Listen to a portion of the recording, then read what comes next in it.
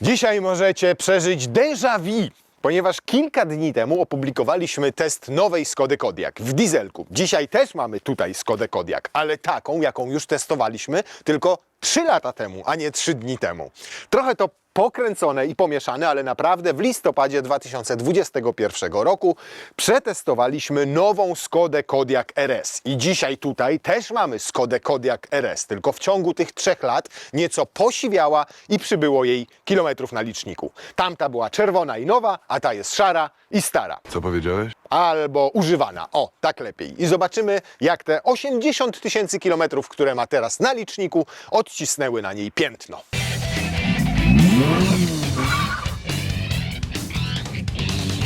A wiecie, skąd wzięła się nazwa Kodiak? No więc wyobraźcie sobie, że jest taka wyspa u wybrzeży Alaski, która nazywa się Kodiak i tam żyje sobie na tej wyspie tak zwany niedźwiedź kodiacki. Wy go pewnie znacie bardziej jako niedźwiedzia grizzly, więc nie wiem, czemu tego nie nazwali grizzly, tylko akurat nazwali go Kodiak. Niemniej to największy, drugi popularnym największy niedźwiedź na świecie. Znaczy nie ten, tamten z wyspy Kodiak. 700 kg może ważyć, wiesz? Wspaniały wóz. Ja już nim jeździłem, więc ci wszystko mogę na jego temat opowiedzieć. Też nim Co byś jeździłem, chciał wiedzieć? też nim jeździłem i też nim mogę o nim trochę opowiedzieć. Ile ma nalotu? Słuchaj, 81 000. Jeden właściciel? Właściwie ten samochód jest w firmie, jeździ teraz nim drugi użytkownik. Od jakichś 20 000 mniej więcej. Ile lat ma auto? 2. Czyli 2022 rok. 2022 Ale to rok. już wersja poliftingowa, Tak. bo zaczynał swoją karierę w 2016 roku. Super datę sobie wybrali, wiesz? I super miejsce na premierę tego auta. 1 września 2016 roku w Berlinie. No i w tym 2016 roku, wyobraź sobie, było to pierwsze 7-osobowe auto zbudowane na platformie MQB A2, bo dopiero po Skodzie Kodiaq zaprezentowano Tiguana Allspace'a i jeszcze po Skodzie Kodiaq i Tiguanie Allspace'ie zaprezentowano tego Seata Terracotę, czy jak on tam się nazywa? Tarako. O, właśnie, wiedziałem, że coś z płytkami. 2021 rok lifting, no i wtedy się dosyć sporo zmieniło, bo zmienił się całkowicie, przemodelowany został przedni pas, łącznie z grillem, łącznie z maską nawet. Ona delikatnie została podniesiona, przerzeźbiona po to, żeby poprawić parametry aerodynamiczne. Zmieniono reflektory tutaj z przodu, zmieniono troszkę z tyłu zderzak, i parę drobnych elementów. Natomiast co ciekawe, tutaj widzę jest felga skodowska, ale pan sobie zdjął te plastikowe nakładki. Bo od tamtego roku, czyli 2021 wersji poliftingu, nieważne czy miałeś 17, 18, 19 czy 20, tak jak tutaj, to wyjeżdżała z salonu z takimi plastikowymi nakładkami, które jeszcze miały poprawiać jej aerodynamikę. A tutaj ich nie ma, więc pewnie je sobie zdemontował i bardzo dobrze, bo z tymi plastikami wygląda po prostu ohydnie. Natomiast powiem Ci, że w porównaniu z tym nowym Kodiaqiem, to ten jest kurna ładny i przynajmniej jakiś, ma ostre te linie, te cięcia, tam z tyłu te lampy takie fajne, no tamta wygląda jak Chińczyk, No jak chiński elektryk, nie? jak chińskie auto.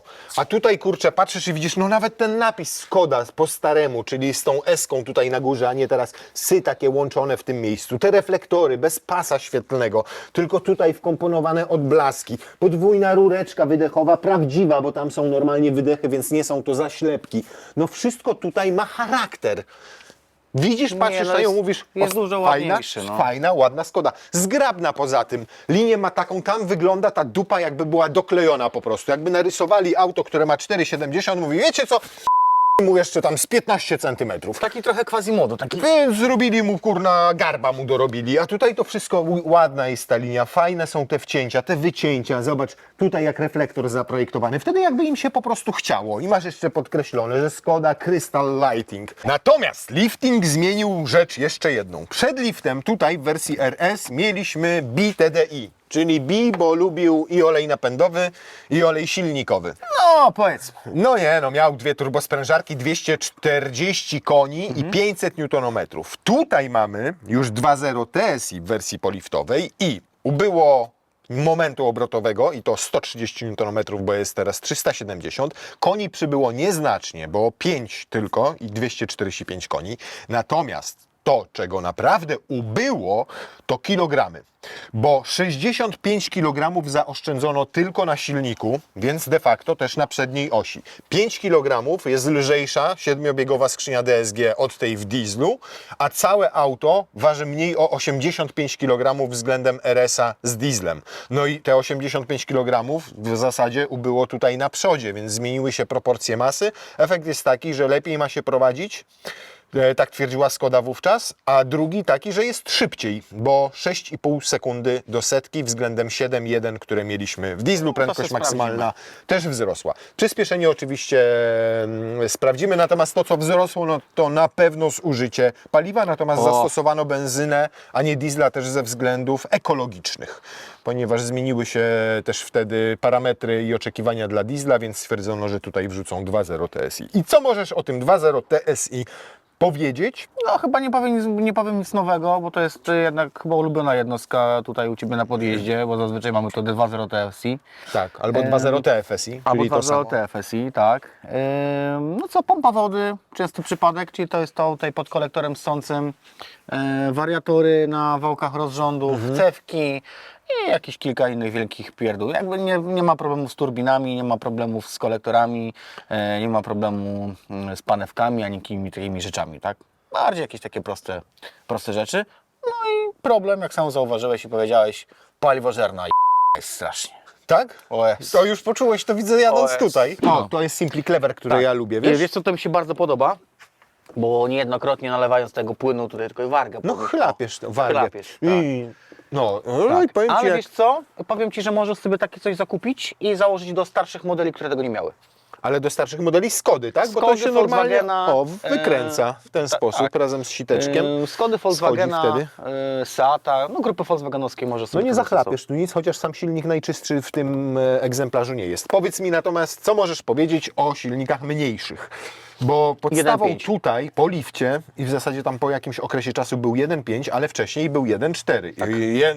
Oszałamiające 125 koni w podstawie, była też wersja 150 koni. Ona współpracowała z 6-biegową skrzynią DSG na początku. I te silniki 1.4 rzekomo były chwalone, że bardzo przyzwoity silnik, 300 000 kilometrów to w ogóle przejeżdża bez najmniejszego problemu, ale 1.5 TSI podobno już było na tyle skomplikowanym silnikiem, że nie było już tak bezawaryjne. Tam się 2 cylindry między innymi wyłączały. Ale w 1.4 był... też się wyłączały. Tak? Tak. A GPF podobno był. Bo generalnie silnik 1.4, 1.5 to jest praktycznie ten sam motor, jakby powiększyli jego pojemność do 1.5.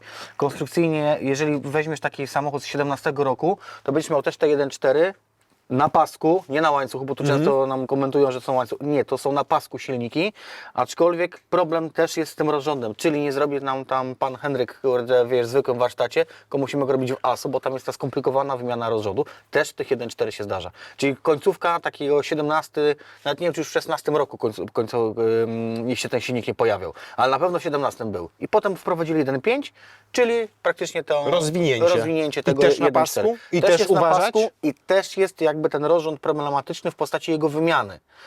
Oczywiście A co, on jest z tyłu? Nie, boku? rozrząd jest normalnie tak jak tutaj, znaczy... No bo w to jest tutaj, poprzecznie łańcuch. masz ustawiony, nie? Poprzeczny silnik jest tutaj, natomiast są na nim takie wariatory, które niestety na nie trzeba założyć czujniki zegarowe. Okej, I sama nawet nakładka serwisowa to jest koszt około 20 000 złotych. okej. Raczej nikt sobie nie chce tego kupić. I sama też wymiana jest dosyć mocno skomplikowana, bo trwa mniej więcej od 6 do 8 godzin. I w jakim... Około 3000 zł kosztuje sama robocizna w serwisie. wymianę. A w takim razie po jakim przebiegu to się No robi? i właśnie teraz jeżeli chodzi o wymianę rozrządu po jakim przebiegu, generalnie producent nie mówi przy jakim przebiegu powinniśmy to wymienić, tylko skontrolować po 210 000. A praktyka jak pokazuje? Wymienić przy 180 000. Będzie dobrze. No właśnie. No nie, Czyli jak wiesz, kupujemy, lepiej sobie rozumiem, uniknąć auto, problemu, nie? które ma 150-160 tysięcy, takie 1.4, 1.5 TSI, to już trzeba mieć z tyłu głowy, że musimy to zrobić w ASO, nie będzie to tania przyjemność, czyli do ceny samochodu trzeba doliczyć ile? 7-8 klocków? Wiesz co, no mówię, koszt wymiany to jest około 3000 zł, plus tam jakiś może by sobie ktoś rabat załatwił. No dobrze, części ile? A części to jest około 600-700 zł. Czyli części to już nie jest dużo. Rozrząd nie Czyli, jest jakoś tak. czyli w 4-5 kołach się zamkniemy. Powinny się zamknąć. I to jest Okej. jakby jeden chyba Dobrze. taki najbardziej problematyczny A problem 2.0 TDI? 1.5. Bo tutaj są opinie takie, że jak się nie dba to 300 tysięcy, jak się dba to 600 tysięcy. Wiesz co, no TDI... Przebiegu, nie cena. TDI to jest cały czas jeden i ten sam temat, czyli wtryskiwacze, turbosprężarka, koła dwumasowe i co jeszcze? I co? Problem jest z pompami wody. A po Tam- jakich przebiegach? Wiesz co, to są różne przebiegi i to jest to, co wspomniałeś, czyli albo ktoś dba i często wymienia olej, wtedy to jakby, wiesz, żywotność turbosprężarki się przedłuża, no jakby na wtryski nie mamy wpływu, to kwestia paliwa, no ale to nie wiemy, co tankujemy na polskich stacjach, jeżeli... No wiemy, raczej wiesz, to paliwo dzisiaj jest dobrej jakości. Jest lepsze niż było, tak? Jak Te nie wtryskiwacze tankujesz też w krzakach oleju opałowego, który ktoś Tak. spuścił ze swojego zbiornika na gospodarstwie Jakieś tam rolnym, to ciężarówki, raczej nie masz wiesz, wtedy problemu. ze szmuglu, nie? Dokładnie. Natomiast no, zdarzają się jeszcze jakieś tam usterki w tych dieslach, natomiast no, ja bym też się tego diesla nie bał, no bo to wiesz, no, on ci się na pewno odwdzięczy tym, że będzie mało palił. Zawias i skomplikowany i nieskomplikowany, bo z tyłu wielowahacz, z przodu kolumna MacPhersona tradycyjna, ale tu w wersji RS już w standardzie mieliśmy Dynamic Damping Control, czyli ten z regulacją twardości amortyzatora. Tak. Drogie? Wiesz co, taki amortyzator to jest koszt około 2-2,5 tysiąca, sztuka zależnie ASO? od rocznika, nie? Bo one też tam się różniły. Ile Nie? wytrzymają? To jest kwestia tego, jak będziesz samochodem jeździł. Ja wymieniałem I po czym? najmniejszy przebieg, jaki wymieniałem, ale to nie było w Kodiaku, tylko w Karoku, to Ale- było około 150 tysięcy. Mamy wersję 5-osobową. Jak się dopłacało 4,5 koła wówczas, te 2-3 lata temu, a dzisiaj jak się dopłaci 5 koła, tam z drobnym haczykiem, to tutaj można mieć 2 dodatkowe fotele. Nie mamy szczęścia do takiej wersji, bo i nowego, którego w piątek pokazywaliśmy, mieliśmy w wersji 5-osobowej i RS-a sprzed 3 lat też mieliśmy w wersji 5-osobowej. I dzisiaj znowu mamy wersję 5-osobową, natomiast praktyczność rozwiązań w tym bagażniku to Simply Clever naprawdę jest fajne, bo zobacz, tu masz w zasadzie podwójną taką połeczkę, więc to można sobie zagospodarować. Tu jeszcze miejsce znalazło się na koło dojazdowe, na wszystkie szpargały. To jest fajnie wykończone, nic tutaj nie lata. Te Simply Clevery, takie na przykład jak to, powodują, że sobie bierzesz, montujesz to choćby tutaj. Chcesz przewieźć pizzę, żeby Ci się nie przemieszczała, to robisz to w ten sposób, proszę. Blokujesz i zobacz, jak pudełeczko się trzyma idealnie. Taka prosta rzecz, zwykłe żebce, jak fajnie zdaje egzamin, nie? Tylko taka. Takie Tutaj, też. co? Takie Dokładnie, to co możesz przesuwać, jak tak to nie złapiesz, musisz troszkę podnieść i wtedy sobie jeździ i jest zablokowane. Tutaj sobie składasz oparcia i one od razu się pochylają. O, hak mamy w tej wersji nawet. Patrz pan, i trzeba zablokować, tak? Jest. I tak, i trzeba odblokować. O! Tutaj jeszcze uchwyty oczywiście do mocowania siateczki, która też ma tutaj swoje miejsce, a jak tu nie ma swojego miejsca, to tu może mieć. Tu masz taką mniejszą siateczkę, a nie, to przepraszam, to czyje to stringi czyjeś. No i tu pojemność jest przeróżna. Od 270 litrów, kiedy masz 7-miejscową wersję i tutaj wchodzi tylko 270, przez 600 litrów, tam chyba 600 z kawałeczkiem, kiedy ta kanapa jest maksymalnie przesunięta do tyłu, aż po 835. Generalnie nigdzie nie znajdziesz jednej wartości spójnej dla tego samochodu, nawet Skoda w swoich zeznaniach na stronach się myli. Na razie z roletą próbujemy. Patrz pan, raz. Dwa. Tak będziesz chciał? 3, to w ogóle z paluszkiem. Przypominam, że mamy kanapę całkowicie odsuniętą do tyłu. Oparcia nie są maksymalnie pochylone, ale w tym wypadku jeszcze spokojnie moglibyśmy je pochylić, jak sobie tutaj przesuniemy walizki. No ale pnijmy je tam dalej. Natomiast mam jeden pomysł jeszcze. Przytrzymaj, weź. Tak. Tak. Tak. Kurde, panie. My to byśmy się spakowali na urlop we dwóch pięknie. 3 wielkie walizy, 2 kabinówki, a jeszcze masz tam miejsce gdzieś plecaczek upchnąć, gdzieś coś schować i wówczas nadal tyle miejsca z tyłu na kanapie. Przy to gołym okiem widać, ile tutaj jest miejsca. Wsiadać będziemy później, bo teraz chcę Ci pokazać jeszcze rzecz jedną. Zobacz, co się teraz dzieje.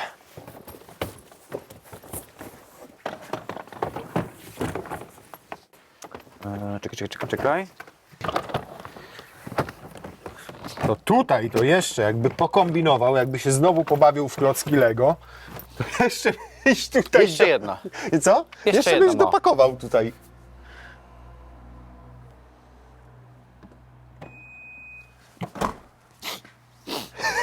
Weszło. Weszło! Jak się popieści, to się zmieści. Oczywiście tą podłogę można sobie zostawić tutaj, nie? Nie trzeba tego... O Jezu! Nie, bo to jest jeden poziom, ale ona ma też drugi poziom. Jak na ten poziom poczekaj, się ją właśnie. wkłada? No właśnie, tak jakoś, nie? A nie, czekaj. A czemu No musisz właśnie. się zblokować? A weź odwrotnie. To tylko podnosimy, tak to powinno wyglądać. Może ich się po prostu niżej A może nie wkłada. tutaj się nie wkłada? Nie, zobacz, szukasz nie włożymy, bo są te zawiaski tutaj takie. Może kiedy No masz właśnie. całą, a nie dzieloną. A, bo my w tamtej to robiliśmy, w Tak. Podczas I piątkowych. tamta miała całą i dlatego zjeżdżała Cała A ta wjeżdżała. jest zielona tak. i A dlatego ta nie jest zjeżdża. zielona. Nie. Dobra, I wszystko okej. jasne. O, i to jest fajne, nie? Psuje się czasami. Tak? Nawet tutaj też Ale zobacz. co się psuje? Zobacz, widzisz? Już tam się tutaj się... Ale coś się wyciera? Czy o co chodzi? Problem jest tu z sprężyną. Zaczyna się marszczyć tutaj ta... O, widzisz tutaj ta... No i tak wygląda nieźle, daj Wygląda spokój. nieźle. I zobacz, Ale co w jest samochodach fajne. takich 4-5-letnich potrafi się zesrać tak, że wciśniesz ją i ona się nie chce zwinąć, albo się tak... I trzeba ją pchnąć? Ale, a drogi koszt nowej? Bo to rozumiem jest kwestia tego mechanizmu tutaj. Tak, mechanizmu tutaj, wiesz co, ja nie kupowałem klientowi, po prostu klienci sobie sami zamawiali we własnym zakresie. Okej, Tu ci nie natomiast- powiem, ale myślę, że pewnie koło 1000, jak nie lepiej, nie? Natomiast zobacz, jak szczelnie, ładnie zakrywa ten bagażnik. Często z tymi roletami jest tak, że jak ją zasłonisz, to i tak gdzieś tam w szparach po bokach coś widzisz, co jest w tym bagażniku. A tutaj ona idealnie zasłania. W dodatku tu jest taka półeczka, więc jak zamykasz, to też super przylega do tego. Nie widać nic. Kot nie wylezie. Nie widać nic. Zobacz. Widzisz? Jeszcze sobie opuszczę fotel. Matko, rozpusta przestrzenna. Miejsca jak w Superbie, albo nawet jeszcze więcej, to mogę Ja sobie... mam należąco, ja Co? mogę kimać. Zobacz, to mogę sobie jeszcze pochylić. Petarda. Na kolana, na stopy. Nad głową trochę mniej ze względu na szklany dach, bo tutaj widać jakie jest wybrzuszenie. Dokładnie w tym miejscu się chowa roleta. Jakby nie mogli tego chowania zrobić ciutkę dalej i wtedy miałbym więcej miejsca nad głową. Wtedy nie schodziłaby ci Nie? skóra z czoła. No w RSC zintegrowane zagłówki. Mam tutaj... Mega wygodne fotele. Tak? Tak. Te z przodu? To jest- to są Ale powiem Ci, że zajebiste. te z tyłu też nie są najgorsze. Bardzo dobrze zniosła upływ czasu. Nawet ta sztuczna wstawka, która tutaj jest taka a la karbonowa. Tutaj miękkie te oparcia nie spowodowały tego, że są porysowane, ubrudzone. Te kieszenie nie są powyciągane. Szkoda, że nie ma trzeciej i czwartej strefy klimatyzacji. Są tylko nawiewy, ale za to jest gniazdko 230 V, jest gniazdko zapalniczki, jest gniazdo USB-C. Tylko jedno, niestety, w naszym wydaniu tutaj. No i są podgrzewane skrajne siedziska tej kanapy. Szeroki bardzo podłokietnik z otwartymi otworami na kubki i niestety dosyć małymi. Wątpię, żeby tu się puszkę wsadziło. Taką Nie, zwykła standardową. puszka ci wejdzie, Tak? Nie sądzę. Ale fajne na przykład to, że kanapa jest dzielona w proporcjach 40, 20, 40, bo przy takim bagażniku możesz sobie tu we wnętrzu wozić dłuższe przedmioty i nadal 4 osoby mają dużo miejsca w środku. Niesamowite jest to, że ten samochód ma lepsze materiały we wnętrzu niż ten nowy. Tandetny, no niestety trzeba użyć Chińczyk. tego słowa. Ten Chińczyk. Chińczyk. Nie, powiem Ci. Jeżeli chodzi o wnętrza, to Chińczycy już robią z lepszych materiałów niż zrobiła Skoda nowego Kodiaq'a. Tutaj zobacz, tu masz tą alkantarkę w rąby i jeszcze z perforacją. Tam oczywiście słyszysz, że to jest plastik, ale i tak jest lepszej jakości niż to nowe. To samo tutaj, taka karbonowa wstawka. No widać, że ona jest plastikowa, ale w porównaniu z tymi nowymi przynajmniej jakościowa. No to sprawiało wrażenie takiego Volkswagenowego, tak bym powiedział. Tu jest miękko, tu jest przeszycie, wyłożone jest fajnie wykładziną tutaj w środku kieszeń w drzwiach. No to wiadomo twarde z tyłu. Podobnie jak w nowym Kodiaqu, z przodu już miękkie, ale patrzysz na to, zaczynasz to chwytać, łapać tutaj w tym miejscu. Zobacz, zmontowane, miłe, nic tutaj nie lata, nie trzęsie się, nie skrzypi, nawet ta konsola środkowa. Szpary się wszędzie zgadzają. Patrzysz na to i nic Cię nie drażni. W tym nowym wjedziesz i tak, tu słyszysz, tutaj widzisz, że coś odstaje, tutaj szpara za duża. No wytłumacz mi, co poszło nie tak. Strasznie mnie to wkurzało już 3 lata temu, wiesz? Tylko w Eko masz ciszę tutaj. Już w komforcie. Nie, w komforcie jeszcze nie. W normalu. Już zaczyna burczeć wydech i w sporcie zaczyna burczeć jeszcze bardziej. No oczywiście możesz sobie skonfigurować Indywiduala tutaj, układ napęd, dźwięk silnika, proszę, wyłączony. O! I tak se możesz jechać w trybie sportowym, jak bardzo chcesz. A widziałeś w ogóle, jak to wygląda?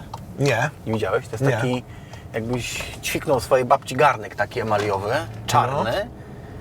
Podłączył do niego kilka przewodów i taką dospawał kawałek rury wydechowej. Czyli to jest wygląda. taki rezonator? Taki coś takiego? rezonator, który jest tam schowany Okej. przy tylnym zawieszeniu, bardziej tam w stronę zderzaka. Tak, bo tutaj No, można właśnie by montuje. pomyśleć, że jakaś klapka się tam otwiera, ale tam Nic nie bardziej otwiera. mylnego, To- nic bardziej to jest mylnego, tam jest po sztuczne. prostu No zobaczcie sami, garnek. patrz, jedziesz nawet spokojnie, powoli, tylko włączasz. Włączyliśmy garnek, właśnie. Uwaga, wyłączam garnek. Zdejmuję. Kurde. Przykrywasz pokrywkę i odkrywasz Ale wiesz co jest pokrywkę. gorsze? Weź teraz dodaj trochę gazu więcej. Poczekaj.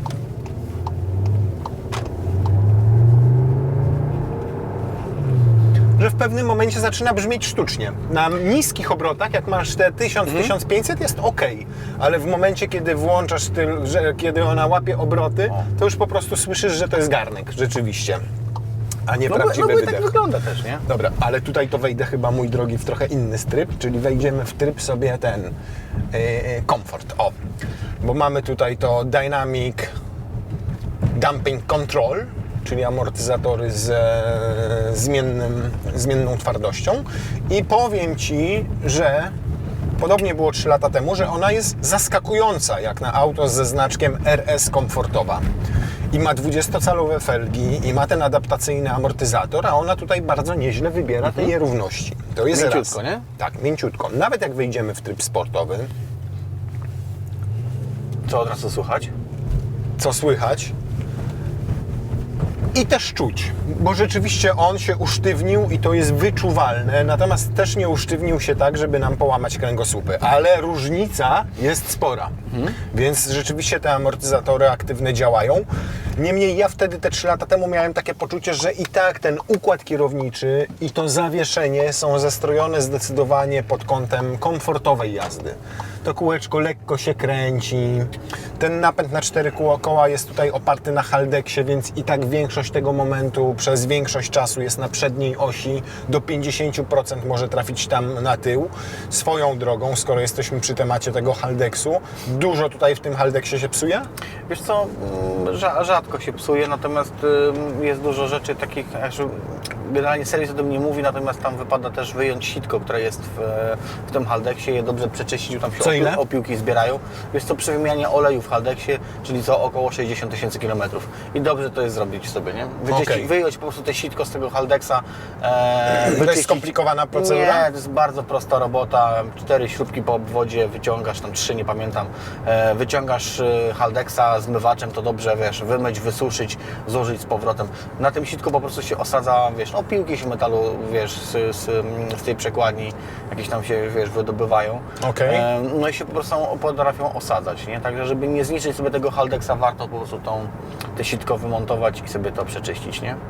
Okej, a skrzynia biegów? Bo teraz mamy DSG-7, czyli 7-biegową. Siedmiobiegówkę, tak. W wersjach niektórych przedliftowych z tym silnikiem 1.4 TSI była 6-biegowa skrzynia DSG. Co tutaj się z DSG może nam I tutaj dziać? są też 2 rodzaje skrzyni, bo jeżeli mówimy o 6-biegowej DSG, to mamy 6-biegową Suche chyba sprzęgło. mokrą. Mokrą. A to Mokrą. 6-7-biegowe już jest suche, A tak? tu jest 7-biegowa, ale też już mokra. Tak? Nic nie rozumiem. Nie. Kiedy wprowadzali skrzynię DSG, to była pierwsza skrzynia biegów DSG, była 6-biegowa, była mokra, czyli Mokra. mokra Tak. sprzęgła. Czyli była i skrzynia, i mechatronika, Zanurzone. i sprzęgła były zamoczone w jednym oleju. I dlatego go trzeba było wymieniać co 60 000. W takich autach troszeczkę bardziej obciążonych, czyli jakieś tam Golfy, Erki, Skody S-ki, znaczy te Audi S3. Wypadało ten olej wymieniać to po prostu sobie trochę szybciej i częściej. Później wprowadzili 7-biegową, suchą skrzynię, czyli mechatronika mamy zalane oddzielnym olejem, skrzynia biegów mechanika jest zalana oddzielnym olejem, a sprzęgło to jest po prostu kosz 2 sprzęgieł suchych, jakby nie ma tam żadnego oleju, tak zwane Okej. są suche. I one trwalsze były? Nie do końca. Okej. Wiesz co, nie do końca te sprzęgła dosyć często się zużywały i dosyć też często wymieniam te suche sprzęgła. U naszego spóźnialskiego Lenara w Skodzie trzeba będzie zrobić, bo u niego też są takie... O. No. A on ma DSG w Skodzie? O, ma DSG? Uuu, 7-biegówka Lenar? właśnie, tak. Uuu. 5 pieniędzy. No, grubo. Później zastąpili tą 6-biegówkę mokrą 7-biegową skrzynią, też mokrą. Czyli tutaj mamy 7-biegowe DSG mokre i wymieniamy olej co 60 000 oczywiście. A jeżeli chodzi o awaryjność tej skrzyni, to tam wspominałem kiedyś w Golfie GTI robiliśmy, pamiętasz? To jest skrzynia DQ381 i tutaj częstym przypadkiem jest błąd czujnika ciśnienia sprzęgła numer 1 i to powiem Ci z perspektywy czasu i doświadczenia i praktyki najczęściej się uszkadza ten jeden konkretny czujnik. Są dwa, zawsze się uszkadza ten jeden. Fabryka oczywiście mówi wymienić całą mechatronikę za ładnych parę tysięcy. Nie, Jest to oczywiście do wymiany, jest kilka firm w do Polsce. regeneracji, rozbierasz skrzynię, wymieniają. wsadzasz nowy czujnik ciśnienia i Więc tyle. to nam nie? koszt około 2-2,5 tysiąca złotych. Myślę, że jesteśmy w stanie się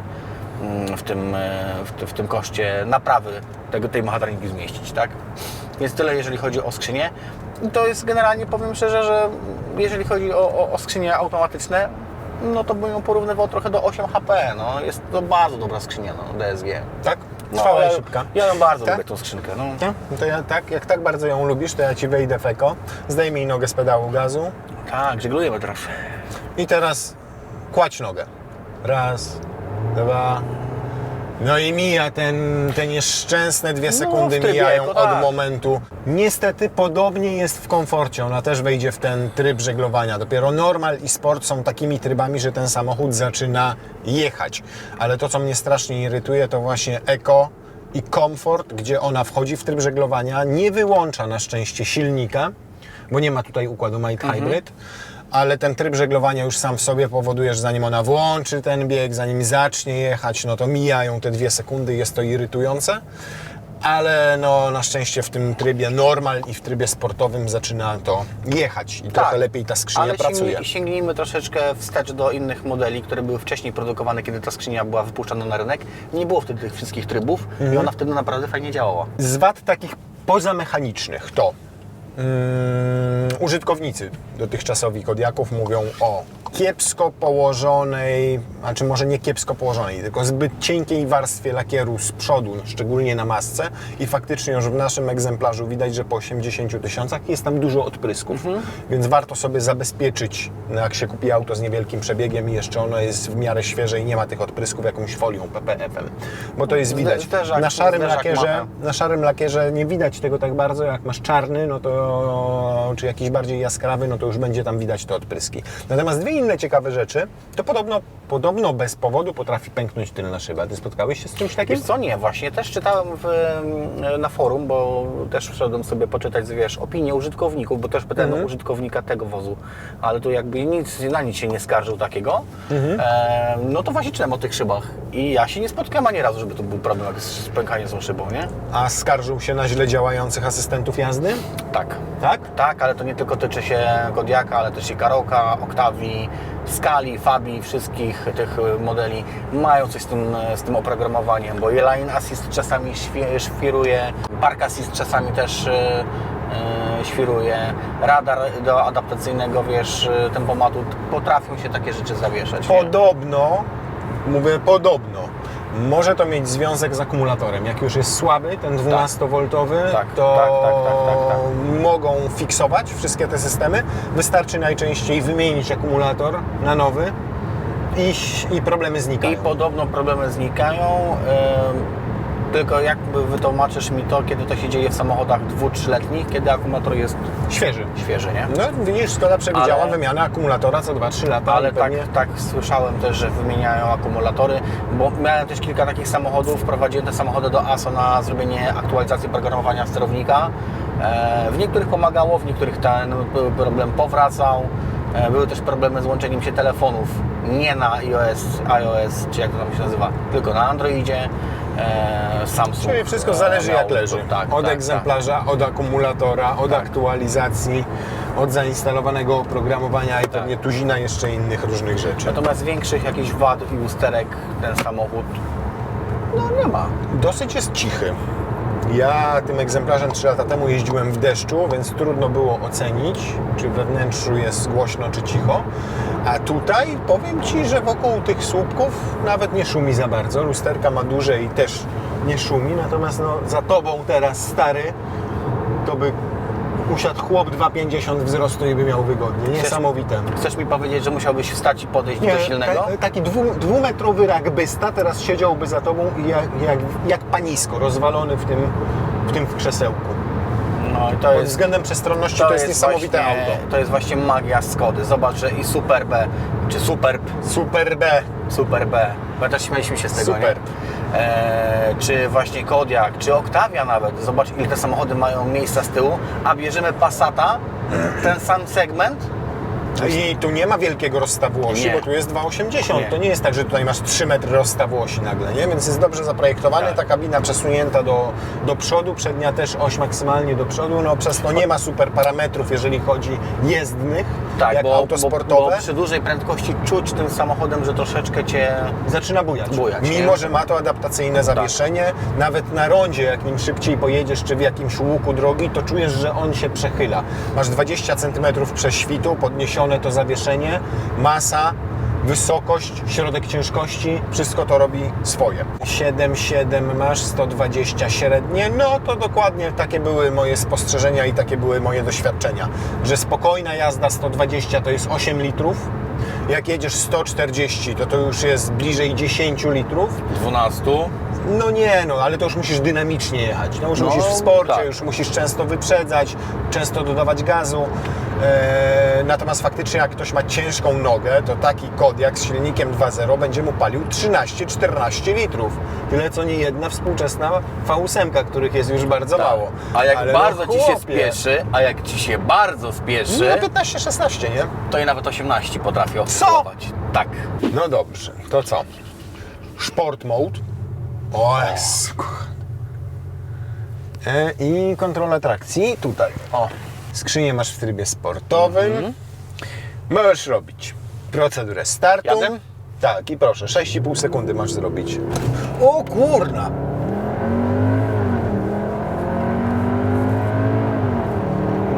nie będzie. To odepchnięcie się z 4 kółek ma niezłe, naprawdę. Ale wystartował ładnie, nie? Tak, Tylko wystartował później ładnie. czułeś to, że on tak jechał, ale jakbyśmy kotwicę zarzucili, nie? Nie, wiesz co, i takie samo wrażenie miałem 2-3 lata temu. Dane pokazują, że naprawdę jest niezły. 7,02, 7,2. że będzie koło 3 7? dorosłych facetów na pokładzie, pół zbiornika paliwa, auto, które względem standardowej wersji ma dołożony choćby szklany dach i parę innych dodatków, co podnosi jego masę i zrobiło to w 7 sekund na zimowej oponie. Więc też miałem takie wrażenie, że generalnie subiektywne odczucie, że ona jest wolniejsza niż to, co potem widzisz Niż to, co pokazuje. na wskazaniach. I teraz możemy się założyć, że nie uda Ci się zrobić procedury startu, bo nie wejdzie w launch control. O ile się zakładamy? Bo? O 50 zł. Rób. O, weszła. Ale na szczęście się nie założyliśmy.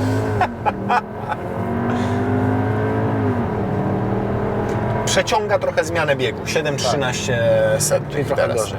Tak delikatnie jakby przeciąga, jakby ta skrzynia była właśnie klasycznym automatem, który szybko pyk, pyk, pyk, pyk, to jeszcze byłoby coś do urwania. Natomiast naprawdę to jest bardzo dobry wynik.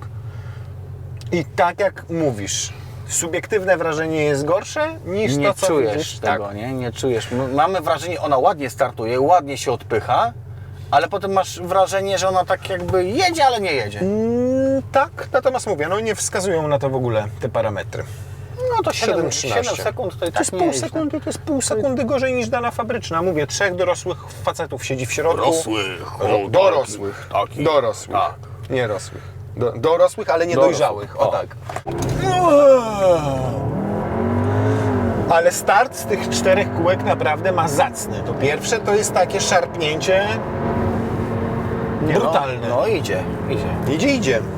Tylko tu masz rację, gabaryty tego wozu i wszystkie po prostu odczucia po prostu mówią Zobacz, że co na innego, przykład, nie? tak, i zobacz, że na przykład tutaj słyszysz głównie ten wydech, a nie słyszysz silnika. Słyszysz, przepraszam, nie wydech, słyszysz garnek. A teraz spróbuj to sobie zrobić, ja Ci ustawię jeszcze inny tryb i zobaczysz, że to będzie przyjemniejsze odczucie. Tak mi się wydaje przynajmniej. Widzisz, że teraz słyszysz silnik, a nie słyszysz garnka? Inaczej, zupełnie I masz inne odczucie. tak. Zobacz, to jest niesamowite. To zobacz, ile ten garnek psuje tutaj w tego wszystkiego, nie? No, dokładnie tak. Trzeba wziąć po prostu i ciach kabelek. Natomiast niesamowite jest to, że w ciągu tych 2-3 ostatnich lat samochody podrożały tak bardzo, że ten RS jako używany z przebiegiem 80 000 kilometrów dzisiaj jest wart mniej więcej 20 000 złotych mniej niż jako nowy 3 lata temu. Ta wersja, którą testowaliśmy 3 lata temu w listopadzie, wyjściowo kosztowała jakoś 210, 240 nasz egzemplarz, który miał trochę dodatków. Jak sprawdziłem ogłoszenia, to wyobraź sobie, że jest jeszcze jeden nowy taki Kodiaq RS, tylko tej generacji właśnie. Nowy w takim sensie, że jeszcze został gdzieś tam w jakimś salonie. Wiesz, na ile jest wyceniony? 250? 290 000 złotych. 290 000 złotych, tak. Bo nowego Kodiaqa jeszcze nie ma w wersji RS, nie wiadomo czy w ogóle będzie. 290 000. Używka, taką jak chcesz dwuletnią z przebiegiem do 40-50 000, kosztuje 220 000. Najtańsze RS-y, te poliftowe, 2021-2022 rok, 180-190 000 złotych. Plusów ten samochód ma mnóstwo. Jestem w szoku, jak on jest praktyczny, jakie ma rozwiązania. Ten wielki bagażnik, te schowki, to Simply Clever, przestronność tylnej kanapy. Tu możesz złożyć, tu rozłożyć, tu przesunąć, tu pochylić. Firaneczkę w bocznych oknach. Jakość montażu w porównaniu z nowym to jest w ogóle niebo a ziemia. Ten jest po prostu solidnie zrobiony, ten samochód w porównaniu z nowym. No gdzieniegdzie oczywiście plastikowo, ale na tle nowego to jest naprawdę super. Tam gdzie jest miękko, fajne, nawet to się nie zestarzało tak bardzo. Oczywiście na tle nowych samochodów wiadomo, ale masz Apple CarPlaya, masz Android Auto, możesz to wszystko sobie obsługiwać dotykowo, nie działa to jakoś spektakularnie szybko, ale jest to przyzwoity SUV. Powiedziałbym, że nawet bardzo przyzwoity. Kiedy rozpatrujemy go jako SUV-a. Jako SUV-a. Jak go rozpatrujemy jako auto, choćby pseudosportowe, no to niestety za dużo pali, zdecydowanie. Komfort nie cierpi na szczęście na tym, że ma takie miękkie zawieszenie, no ale nie pojedziesz nim już dynamiczniej. Skrzyni biegów też by pasowało, żeby ona działała sprawniej, szybciej, bardziej zdecydowanie, podszarpywała gdzieś momentami, ale żeby tam nie było takiego poślizgu w zmianie tych przełożeń. Układ kierowniczy za lekko pracuje, więc jest to po prostu moim zdaniem Kodiaq z mocnym silnikiem. Mocnym, który nie ma w tym wypadku uzasadnienia, bo on jest zbyt paliwożerny. 60 litrów zbiornik paliwa, jak Ci się spieszy, to po 300 km jest pusty. No niestety. Do Poznania raptem z Warszawy dojedziesz. Już nie mówię o kosztach, tylko nawet o samym zasięgu. O tym, że musisz co chwilę się zatrzymać na stacji. Więc powiem Ci, że tak naprawdę to jest bardzo fajny, praktyczny SUV, jak się go kupi z mocnym dieslem, na przykład tym 190 parę koni mechanicznych. 190 czy 200? On miał 200 chyba. Nie, 190, a potem miał ten 200, tylko tam poprzedni RS miał 240. Tak? No ale to powiedzmy, że chcemy poliftowego. No to 190. Tak? No to 190 koni, napęd na 4. Zrobić mu chipa na 220-230 koni. Wtedy mamy takie 220. bezpieczne. Wiesz, nie chodzi już o tą moc, tylko chodzi o moment. Tak. I wtedy mamy bliżej tych 500 Nm i naprawdę już możemy wtedy takim Kodiaqiem sobie pojeździć. Będzie palił z 5 litrów mniej przy podobnej jeździe co ten i zasięg nam się wydłuży. Nie będzie garnka z tyłu w wydechu. Nie będzie garnka. Będą za to klekoty tam pod Też nie będzie jakoś w kosztach eksploatacyjnych dużo drożej, mimo że diesel i dochodzą nam jakieś tam problemy z turbinami, wtryskami, czy ewentualnie mogą być. Także jeżeli miałbym brać, to wolałbym diesla. Mocne 7-8 punktów i sam nie wierzę w to, co mówię, tylko nie mówię akurat o wersji RS. Rozpatruję go jako Kodiaqa z dieslem, po prostu. Wersja RS za dużo pali, tak jak powiedziałem, i nie ma tego sportowego sznytu tak dużo, jakbym sobie tutaj życzył, szczególnie jeżeli chodzi o prowadzenie. Natomiast sam nie wierzę w to, co mówię. 3 lata temu ten samochód nie podobał mi się tak, jak podoba mi się dzisiaj, a mówię to z perspektywy niestety nowego Kodiaqa, który zresztą dzisiaj służy nam za wóz nagraniowy i sami możecie sobie zobaczyć, jak wygląda. Zamiast Skoda równie dobrze mógłby tam mieć napisane MGHS na przykład, albo jakiś Ford Think czy coś takiego. No nie wiem, ja myślałem, że to chińskie marki się upodabniają do europejskich, ale... Nie, no tragedia jest. Tragedia. Są auta, które źle wyglądają na zdjęciach, dobrze w rzeczywistości. nowy Kodiaq jest przypadkiem odwrotnym. No, a stary ciągle wygląda dobrze.